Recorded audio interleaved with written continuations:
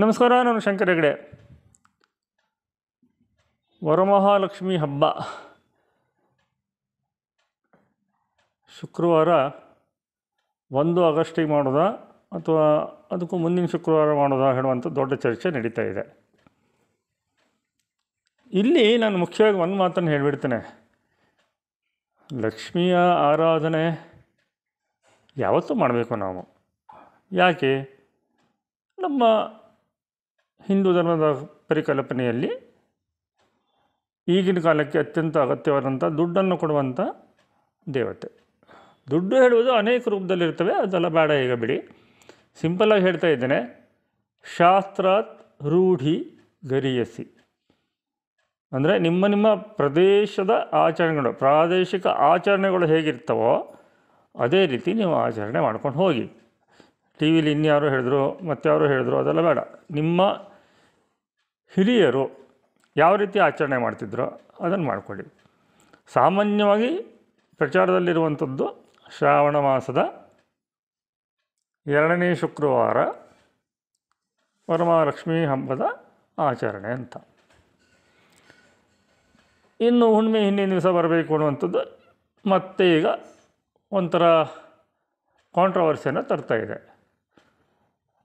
ನಿಮ್ಮ ಆಡು ಭಾಷೆಯಲ್ಲಿ ಹೇಳಿದರೆ ಹಿರೀಕರು, ಈ ಹಳೆ ಮೈಸೂರಿನ ಪ್ರಾಂತ್ಯದಲ್ಲಿ ಹೇಳುವಂತೆ ಹಿರೀಕರು ಹೇಳುವಂತೆ ಅಥವಾ ಹಿರಿಯರು ಹೇಳುವಂತೆ ಏನಿದೆಯೋ ಅದನ್ನು ಮಾಡಿಕೊಳ್ಳಿ. ಶಾಸ್ತ್ರಾತ್ ರೂಢಿ ಗರಿಯಸಿ. ಇನ್ನು ಈ ಲಕ್ಷ್ಮಿಗೆ ನಮ್ಮ ಭಾಗ್ಯರೇಖೆಗೆ ಬರೋಣ, ಮೇನ್ ಟಾಪಿಕ್ಕಿಗೆ ಬರೋಣ. ಈ ಭಾಗ್ಯರೇಖೆ ಅಂತಿದೆಯಲ್ಲ, ನನ್ನ ಕೈಲಿದೆ ನೋಡಿ. ಓಕೆ, ಈಗ ನನ್ನ ಜಾತಕದಲ್ಲೇ ನೀವು ಲಕ್ಷ್ಮೀ ಪೂಜೆ ದಿನ ಮಾಡಿ ಅಥವಾ ಮಾಡಿದ್ದೇ ಇರಿ. ನಮ್ಮ ಹಣೆಯ ಭಾರದಲ್ಲಿ ದೇವರು ಒಂದಿಷ್ಟು ದುಡ್ಡನ್ನು ಕೊಟ್ಟದಿದ್ದರೆ ಅದನ್ನು ಉಳಿಸ್ಕೊಳ್ಬೇಕು ಅಂತಿದ್ದರೆ ಅದು ಹೇಗೋ ಬರುತ್ತೆ ಹೇಳೋದಕ್ಕೆ 2 ಜಾತಕಗಳನ್ನು ಹಾಕ್ತೇನೆ. ಒಂದು ನನ್ನದೇ ಜಾತಕ ನೋಡಿ. ನನ್ನ ಕೈಯಲ್ಲಿ ಮುಖ್ಯವಾಗಿ 2 ಧನರೇಖೆಗಳಿವೆ, ಕಾಣಿಸ್ತಾ ಇದೆ ನೆಟ್ಟಿಗೆ. ಈ ಹೆಬ್ಬೆರಳ ಕೆಳಗಡೆಯಿಂದ ಮೇಲ್ಗಡೆ ಗುರುಪರ್ವ, ಈ ತೋರು ಬೆರಳಿದೆಯಲ್ಲ ಅಲ್ಲಿಗೆ ಹೋಗುವಂಥದ್ದು ಲೈಫ್ ಲೈನ್ ಅಂತ ಅಥವಾ ಜೀವರೇಖೆ ಅಂತ. ಅದರ ಎಡಭಾಗದಲ್ಲಿ ನಿಮಗೆ ಧನರೇಖೆಗಳು ಕಾಣ್ತವೆ. ಈ ನನ್ನ ಕೈಯಲ್ಲಿ 2 ಧನರೇಖೆಗಳಿವೆ. ಈ ಧನರೇಖೆಗಳು ಅಥವಾ ಭಾಗ್ಯರೇಖೆಗಳು ಅಂತ ನಾವೇನು ಕರಿತೇವೆ, ದುಡ್ಡು ಕೊಡುವಂಥವು, ಅವು ಎಷ್ಟು ಸೂಕ್ಷ್ಮವಾಗಿರ್ತವೆ, ಎಷ್ಟು ತೆಳ್ಳಗಿರ್ತವೋ ಮತ್ತು ಎಷ್ಟು ಸಾಫ್ಟಾದ ಕೈಯಲ್ಲಿರ್ತವೋ, ಪಿಂಕಿಶ್ ಕೈಲಿರ್ತವೋ ಅಷ್ಟು ದುಡ್ಡು ಹೆಚ್ಚು ಬರುತ್ತೆ. ಅದರಲ್ಲಿ ಈಗ ಒಂದು ಧನರೇಖೆ ನೋಡಿ, ನನ್ನ ಕೈಯಲ್ಲಿ ನೋಡಿ, ಈ ಲೈಫ್ ಲೈನ್ ಅಂತ ನಾನು ಹೇಳಿದ್ನಲ್ಲ, ಅದಕ್ಕೆ ಆಯುಷ್ಯರೇಖೆ ಅಂತ ಕೂಡ ಕರೀತಾರೆ. ಅದಕ್ಕೆ ಟಚ್ ಆದರೆ ಫ್ಯಾಮಿಲಿಗೋಸ್ಕರ ಸ್ವಲ್ಪ ಸ್ಯಾಕ್ರಿಫೈಸನ್ನು ಮಾಡಬೇಕಾಗಿ ಬರುತ್ತೆ. ಅರ್ಲಿ ಸೇವಿಂಗ್ಸ್ ಅಥವಾ ಅರ್ನಿಂಗ್ಸ್ ಏನಿರುತ್ತೆ ಅದನ್ನು ಫ್ಯಾಮಿಲಿಗೋಸ್ಕರ ಸ್ಯಾಕ್ರಿಫೈಸ್ ಮಾಡಬೇಕಾಗಿ ಬರುತ್ತೆ. ನಾನು ಮಾಡಿರೋದು ಎಲ್ಲರಿಗೂ ಗೊತ್ತಿದೆ, ಅದು ಬಿಡಿ. ಆಮೇಲೆ ಚಂದ್ರನ ಕಡೆಯಿಂದ ಆ ರೇಖೆ ಬಂದಷ್ಟು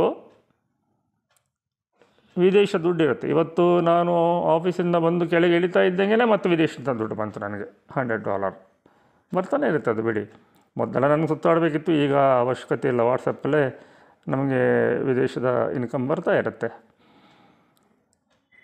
ಇನ್ನು ದೊಡ್ಡ ಪ್ರಮಾಣದಲ್ಲಿ ಮಾಡಬೇಕು ಅಂತ ನೋಡ್ತಾ ಇದ್ದೀನಿ, ಯಾಕಂದರೆ ಆ ರೇಖೆ ಪಕ್ಕದಲ್ಲಿ ಮತ್ತೊಂದು ವಿದೇಶದಿಂದ ದುಡ್ಡು ಬರುವಂಥ ರೇಖೆ ಬರ್ತಾ ಇದೆ.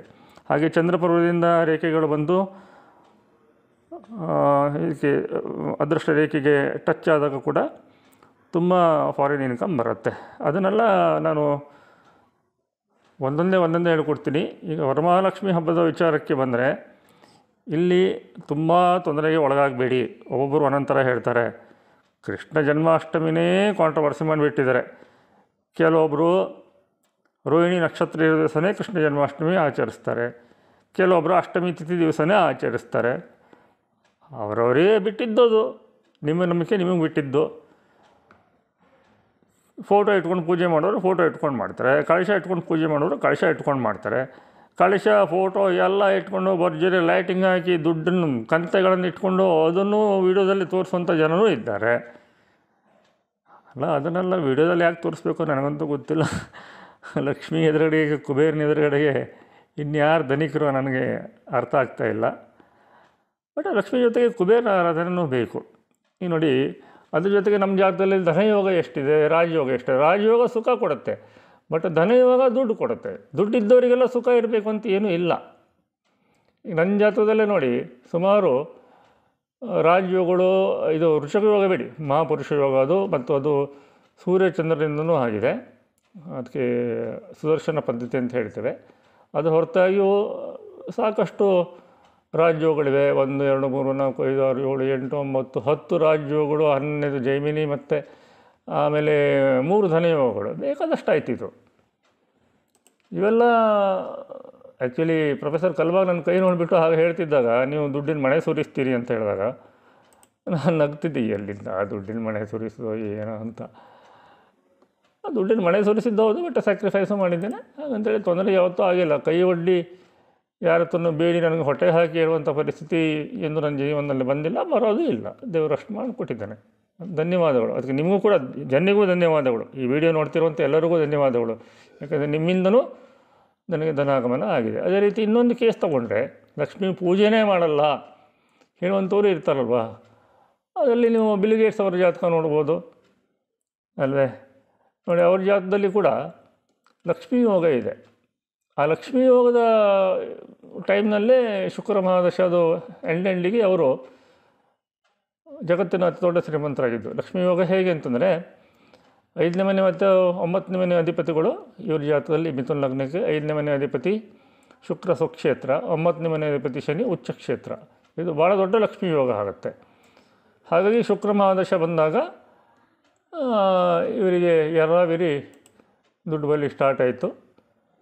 ದುಡ್ಡನ್ನು ದಾನನೂ ಮಾಡಿದ್ರು. ಅವ್ರ ಕೈ ರೇಖೆಗಳು ನೋಡೋಣ. ನನ್ನ ಮಗ ಈಗ ಎಡಿಟ್ ಮಾಡಲಿಕ್ಕೆ ಕೂತ್ಕೊಂಡ್ರೆ ಬಿಲ್ ಗೇಟ್ಸ್ ಅವರ ಕೈ ರೇಖೆಗಳು ಸಿಕ್ಕರೆ ಹಾಕ್ತೇನೆ, ಭಾಗ್ಯರೇಖೆ ಹೇಗಿದೆ ಅಂತ ನೀವು ನೋಡ್ಕೊಳ್ಬೇಕು, ಎಷ್ಟು ಸೂಕ್ಷ್ಮವಾಗಿರ್ತವೆ ಅಂತ. ಹಿಂಗೆ ಕತ್ತಿಂದ ಕಡ್ದಂಗೆ ಇರಬಾರ್ದು ಅದೃಷ್ಟ ರೇಖೆ, ಭಾಗ್ಯರೇಖೆ. ಆಗ ದುಡ್ಡು ಕಡಿಮೆ ಬರುತ್ತೆ. ಇದೆಲ್ಲ ನೋಡಿನೇ ಅರ್ಥ ಮಾಡ್ಕೊಳ್ಬೇಕು. ಜಾತಕ ಸಂಗಡ ಕೈ ನೋಡೋದು ಭಾಳ ಒಳ್ಳೆಯದು. ಹಾಗಾಗಿ ಇವ್ರ ಜಾತಕದಲ್ಲಿ ಲಕ್ಷ್ಮೀ ಯೋಗದಲ್ಲಿ ಸಿಕ್ಕಾಪಟ್ಟೆ ದುಡ್ಡು ಬಂದು ಜಗತ್ತಿನ ಅತಿ ದೊಡ್ಡ ಶ್ರೀಮಂತರಾದರು. ಇನ್ನು ನೀವು ಇವ್ರ ಜಾತಕದಲ್ಲಿ ನೋಡ್ಬೋದು, ಭದ್ರ ಮಹಾಪುರುಷ ಯೋಗ, 1 ಆಫ್ ದ 5 ಮೇಜರ್ ರಾಜಯೋಗ ಇವರಿಗೂ ಇದೆ. ಅದ್ರ ಜೊತೆಗೆ ಲಕ್ಷ್ಮೀ ಯೋಗ ಅಂತೂ ಇದ್ದೇ ಇದೆ. ಅದರ ಜೊತೆಗೆ ಶಶಿಮಂಗಳ ಯೋಗ ನನಗೂ ಇದೆ. ನೀಚಭಂಗ ರಾಜಯೋಗಗಳೇ 4 ಇದೆ. ರಾಜಯೋಗಗಳು ಹೆಚ್ಚಿವೆ. ರಾಜಯೋಗಗಳು ಅವ್ರಿಗಿಂತ ನನಗೆ ಹೆಚ್ಚಿದೆ. ಹಾಗೆ ನೋಡಿದ್ರೆ ಅವ್ರಿಗಿಂತ ಹೆಚ್ಚು ನಿದ್ದೆ ಸುಖದಿಂದ ನಾನೇ ಮಾಡ್ತೇನೆ. ಧನಯೋಗಗಳನ್ನು ನೋಡಿದ್ರೆ ಇವರಿಗೂ 1 2 3 4 5 ಇದೆ. ನನಗಿಂತ ಒಂದು ಹೆಚ್ಚಿದೆ ಅಷ್ಟೇ. ಬಟ್ ಸರಿಯಾದ ಟೈಮಿಗೆ ಅವರಿಗೆ ಅದು ಕೂಡು ಬಂತು, ದುಡ್ಡು ಮಾಡ್ಕೊಂಡಿದ್ದಾರೆ. ಅವ್ರ ಲೆವೆಲಲ್ಲಿ ಅವ್ರ ಖುಷಿ, ನನ್ನ ಲೆವೆಲಲ್ಲಿ ನಾನು ಖುಷಿಲಿದ್ದೀನಿ. ಹೀಗೆ ಅರ್ಥ ಮಾಡ್ಕೊಳ್ಬೇಕು. ಬಿಟ್ಟರೆ ಕೊನೆಯಾಗ ನಾನು ಹೇಳೋದಿಷ್ಟೇ, ಯಾರಿಗೆ ಈ ಶುಕ್ರವಾರ ಮಾಡಬೇಕು ಅಂತ ಅನ್ಸುತ್ತಾ ಮಾಡಿಕೊಡಿ. ಯಾಕೆಂತಂದರೆ ಲಕ್ಷ್ಮೀ ಹುಟ್ಟಿದಾಗ, ಸಮುದ್ರ ಮಥನ ಮಾಡಿ ಹುಟ್ಟಿದಾಗ ನವಗ್ರಹಗಳ ಕನ್ಸೆಪ್ಟು, ರಾಶಿಗಳ ಕನ್ಸೆಪ್ಟು ಇತ್ತ ಇಲ್ವ ನನಗೆ ಡೌಟು. ಯಾಕಂದರೆ ವೇದಗಳಲ್ಲಿ ವಾರಗಳ ಕನ್ಸೆಪ್ಟ್ ಇಲ್ಲ ಅಂತ ಹೇಳ್ಬೋದು ದೊಡ್ಡ ಸ್ಕಾಲರ್ಸ್ಗಳು ಹೇಳುವಂಥದ್ದು. ಸೊ ಶುಕ್ರವಾರ ಹೇಳುವಂಥದ್ದು ವಾರಕ್ಕೆ ಬರುತ್ತೆ. ಹಾಗಾಗಿ ಇದು ಆಮೇಲೆ ಈ ವ್ರತ ರತ್ನಾಕರ ಇತ್ಯಾದಿಗಳೆಲ್ಲ ಬಂದ ನಂತರ, ಪುರಾಣಗಳ ಕಾಲದ ನಂತರ ಬಂದಿರುವಂಥ ಒಂದು ಆಚರಣೆ ಇರ್ಬೋದು ಅಂತ ನನ್ನ ಅನಿಸಿಕೆ. ವೇದಗಳಂತೂ ಇಲ್ಲ. ನಾನು ಕೇಳಿದೆ 2-3 ಜನ ವೇದದ ಸ್ಕಾಲರ್ಸಿಗೆ ಫೋನ್ ಮಾಡಿದೆ, ಖಂಡಿತ ವೇದದಲ್ಲಿಲ್ಲ. ಹಾಗಾಗಿ ಇದ್ರ ಬಗ್ಗೆ ಭಾಳ ತಲೆ ಕೆಡಿಸ್ಕೊಳ್ಳೋದು ಬೇಡ. ನಿಮಗೆ ಅನುಕೂಲ ಆದರೆ ಏನು 1 ಆಗಸ್ಟಿಗೆ ಮಾಡಿಕೊಳ್ಳಿ, ಇಲ್ಲ ಅಂತಂದರೆ ಅದಕ್ಕೂ ಮುಂದಿನ ವಾರ ಮಾಡಿಕೊಳ್ಳಿ. ಸಾಧ್ಯ ಆದರೆ ಮಾನಸಿಕ ಪೂಜೆ ಮಾಡಿ, ಎಲ್ಲಕ್ಕಿಂತ ಒಂದು 5 ಜನ ಮುತ್ತೈದೆಯರಿಗೆ ಕರೆದು ಏನಾದರೂ ಒಂದು ಸ್ವೀಟ್ ಕೊಟ್ಟು ಅರಿಶಿನ ಕುಂಕುಮ ಹಂಚ್ಕೊಳ್ಳಿ. ಒಂದು ಸಂಪ್ರದಾಯ ಅದು. ಉಭಯ ಕುಶಲೋಪಚಾರಿ ಅಂತ ನಾವೇನು ಕರಿತೇವೆ, ಅದನ್ನು ನೋಡಿಕೊಂಡು ನೀವು ಹೇಗಿದ್ದೀರಾ ನಾವು ಹೇಗಿದ್ದೀವಿ ಅಂತ ಹೇಳ್ಕೊಳ್ಳೋದು, ಅದನ್ನು ಮಾಡ್ಕೊಳ್ಳೋದನ್ನು ಹೆಚ್ಚಿನದಾಗಿ ನೇಬರ್ಸು, ಹತ್ತಿರದ ಸಂಬಂಧಿಕರು ಇನ್ನೂ ಹತ್ತಿರ ಆಗ್ತಾರೆ. ಅವ್ರ ಕಷ್ಟಗಳೇನಾದ್ರು ಇದ್ದರೆ ಮುಂದೆ ನಾವೇನಾದ್ರು ಸಹಾಯ ಮಾಡಲಿಕ್ಕಾದರೆ ಮಾಡಲಿಕ್ಕಾಗತ್ತೆ, ಅಥವಾ ನಮಗೆ ಏನಾದ್ರು ಕಷ್ಟ ಇದೆ ಅಂತಂದ್ರೆ ಸಹಾಯ ಮಾಡಬಹುದು. ಇಷ್ಟಕ್ಕೋಸ್ಕರ ಈ ಥರದ ಆಚರಣೆಗಳನ್ನ ತಂದಿರಬಹುದು. ವಾಡಿಕೆ ಒಂಥರ ಸಂಪ್ರದಾಯ. ಬಟ್ ಈ ಬೆಂಗಳೂರಲ್ಲೆಲ್ಲ ಇಷ್ಟು ಜೋರಾಗಿ ಮಳೆ ಬಂದುಬಿಟ್ರೆ ಬಂದು ಹೋಗೋಕ್ಕೂ ಆಗೋಲ್ಲ, ಅದು ಒಂದು ಕಷ್ಟ ಇದೆ. ಹಾಗೆ ನೋಡ್ಕೊಂಡು ಮಾಡಿ, ಏನೂ ತೊಂದರೆ ಇಲ್ಲ. ನೀವು ಆಗಸ್ಟ್ 1 ಮಾಡಿ, ಅದಕ್ಕೂ ಮುಂದಿನ ಶುಕ್ರವಾರನಾದ್ರು ಮಾಡಿ. ಲಕ್ಷ್ಮಿ ನಮ್ಮ ಹೃದಯದಲ್ಲಿರಬೇಕು, ಕಣ್ಣು ಮುಚ್ಕೊಂಡ್ರೆ ಎದುರುಗಡೆ ಲಕ್ಷ್ಮಿ ಕಾಣಬೇಕು, ಭಕ್ತಿಯಿಂದ ನಮಸ್ಕಾರ ಮಾಡಬೇಕು, ತಾಯಿ ನಮ್ಮನ್ನು ಕಾಪಾಡು ಅಂತ. ಅದನ್ನು ರೂಢಿ ಮಾಡ್ಕೊಳ್ಳಿ. ಮಾನಸಿಕ ಪೂಜೆಯನ್ನು ಹೆಚ್ಚು ರೂಢಿ ಮಾಡ್ಕೊಳ್ಳಿ. ಆಡಂಬರದ ಆಚರಣೆಗಿಂತ ಮಾನಸಿಕ ಪೂಜೆಯನ್ನು ಲಕ್ಷ್ಮೀ ಸಹಿತ ಕುಬೇರನ ಆರಾಧನೆ ಮಾಡೋದ್ರ ಮೂಲಕ ರೂಢಿ ಮಾಡ್ಕೊಳ್ಳಿ. ಇದೇ ರೀತಿ ಜಾತಕ, ಸಂಪ್ರದಾಯ ಮತ್ತು ಹಸ್ತರೇಖೆ ಇವನ್ನೆಲ್ಲ ಮಿಕ್ಸ್ ಮಾಡಿ ಯಾವ ಥರ ಫಲ ಹೇಳಬೇಕು ಅನ್ನೋದನ್ನು ಹೆಚ್ಚಿನ ವೀಡಿಯೋಗಳನ್ನು ನಾನು ಇನ್ನು ಮುಂದೆ ಮಾಡ್ತಾ ಹೋಗ್ತೇನೆ. ನನ್ನ ಮುಂದಿನ ವೀಡಿಯೋ ಕಾಯ್ತಾಯಿರಿ. ನಮಸ್ಕಾರ.